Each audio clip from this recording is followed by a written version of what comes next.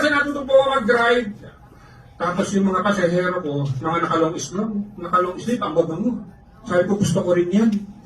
Na darating ng time, tsaka yung unang jeep, hindi na ako driver, ako pasahero na at papasok sa magandang opisina. Kaya ang ginawa ko po, biyahe sa umaga, aral sa hapon. Sinuportahan ko po yung sarili ko kasi hindi ako kaya suportahan ng magulang ko. Kaya yung pangarap na imposible, unti-unti kong ginagawang posible. So, nag-aral po ako sa hapon, nakatapos po ako sa awa ng Diyos at sa aking pagsisikap. Tapos, habang tayo ako ng jeep, na-rent po ako sa mid-pier ng isang company. Pagdating ko sa Taguig, sabi ko, magandang kumpanya to. Ang laki ng building. Malaki siguro ang sweldo dito. Ang sabi ko sa guard, paano mag-apply dyan? Dapat meron kong 72 units. Sabi ko, graduate po ako.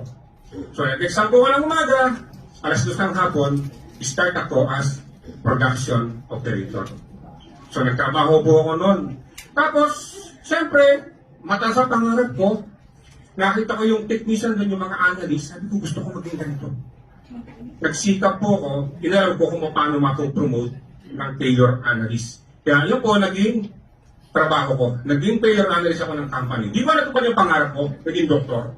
Tingnan niyo po yung uniform ko, pan-doktor, di ba? So, tingnan niyo po yung aparato ko, pan-doktor. Doktor!